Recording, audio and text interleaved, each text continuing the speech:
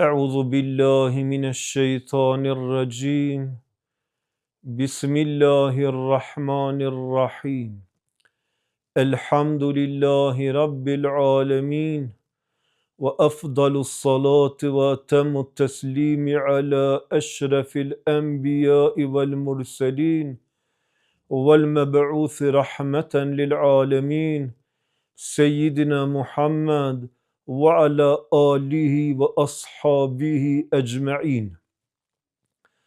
Falenderimet dhe adhurimet I takojnë vetëm Allahut të lartë madhërisëm. Paqja, mëshira dhe bekimet e Allahut qofshin mbi të dërguarin ton, Muhammedin sallallahu alaihi wasallam, të dërguar mëshirë për të gjitha krijesat. Paqja dhe mëshira Allahut qoftë mbi familjen e pejgamberit sallallahu alaihi wasallam, mbi shokët e tij dhe mbi gjithë besimtarët dhe besimtaret të cilët ndjekin rrugën e tij deri në ditën e ringjalljes. Vëllezër të nderuar dhe motra të nderuara, ju përshëndes me përshëndetjen e bekuar islame. Assalamu alaikum wa rahmetullahi wa barakatuh. Paqja, mëshira dhe bekimet e Allahut qofshin mbi ju. Shfrytëzoj rastin që të gjithë juve t'ju uroj muajin e bekuar të Ramazanit, duke lutur Allahun e lartë madhërisëm për agjërim të pranuar dhe të shpërblier tek lartëmadhëria e tij. Në ligjëratën e sonte do të flasim për një hadith të rëndësishëm nga pejgamberi sallallahu alaihi wasallam, të cilin e transmeton Ebu Dherri dhe Muadh ibn Jabal radhiyallahu anhuma, se pejgamberi sallallahu alaihi wasallam ka thënë: Ittaqillaha haythu ma kunt. Kije frikë Allahun kudo që të jesh. Wa atbi'is sayyi'ata al-hasanata tamhuha. Veprën e keqe pasoje me një të mirë. Në këtë mënyrë e shlyen atë. Wa khaliqin nase bi khuluqin hasan.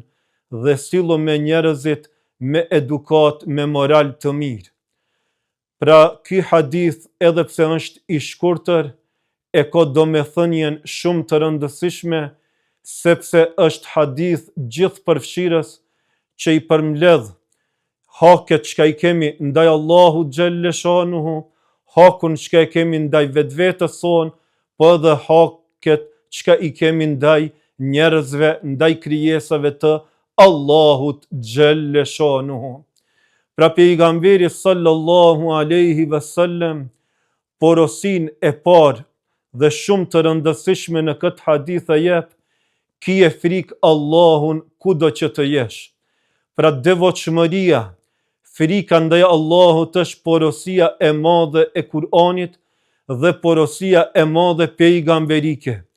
Për shkak se të jesh I devotshëm do të thotë ty kryesh urdhrat e Allahut xhelle shanuhu dhe të ndalohesh nga ndalesat e Allahut xhelle shanuhu. Dhe një besimtar që vepron në këtë mënyrë, pra I zbaton urdhrat e Allahut dhe ndalohet prej ndalesave të tij, ai faktikisht ka vendosur mbrojtje mes vetës së tij dhe dënimit të Allahut xhelle shanuhu.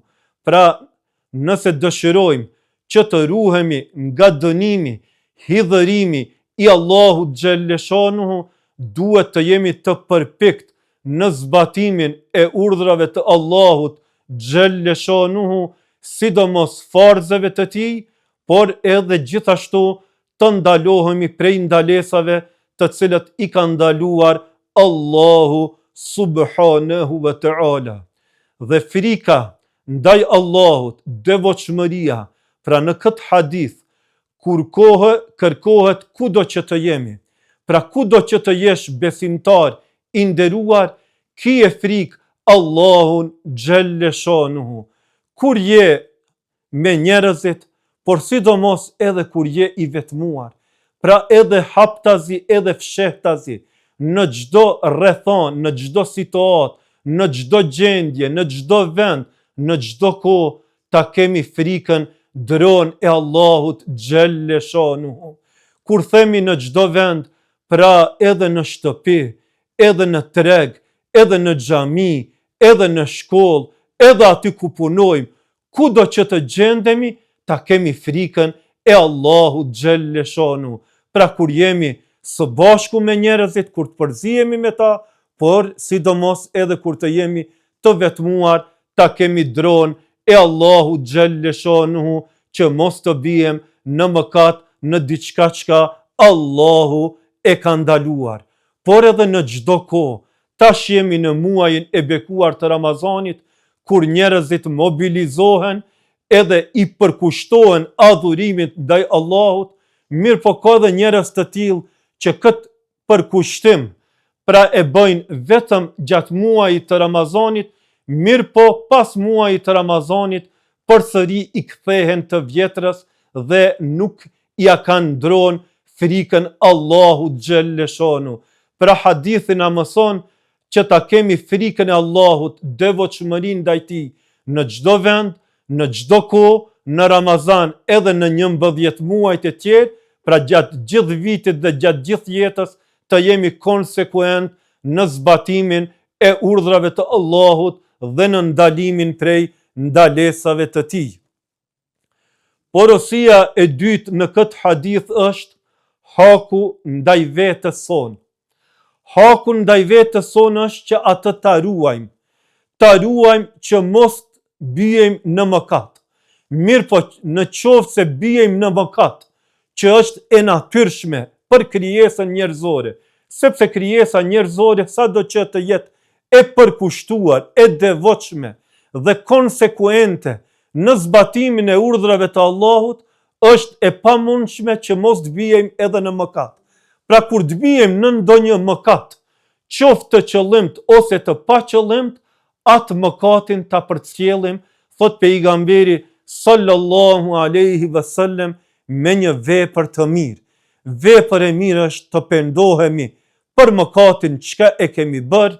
Vepër e mirë është kërkimfarja, istighfari tek Allahu xhelle shanuhu, sepse vetëm ai i shlyhen mëkatet.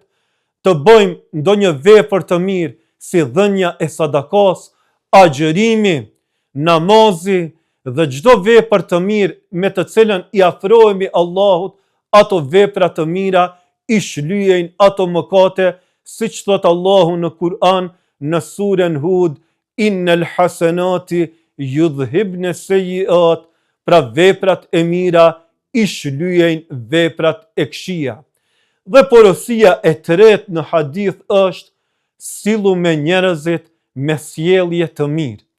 Pra pas porosisë dhe hakut që e kemi ndaj Allahut, devotshmërinë ndaj tij, dhe pas porosisë që ta ruajmë veten tonë nga mëkatet, dhe kur të bijemi në to, ato mëkate ti pasojë me vepra të mira, vjen edhe porosia e tretë, çka ka të bëje me të drejtat e njerëzve, që me njerëzit të sillemi mirë, me edukat të lartë, për shkak se besimtari dallohet nga të tjerët me edukat, me moral, me sjellje, që do të thotë të jemi durimtar, të jemi falës edhe dikush kur na rëndon, pra edhe të keqen e dikujt ta kthej me të mirë, të jemi prej atyre besimtareve që asnjëherë nuk i dëmtojmë njerëzit, përkundrazi gjithë jetën tonë kontribuojmë në të mirën e njerëzve me sjellje të mirë, me buzëqeshje të mirë,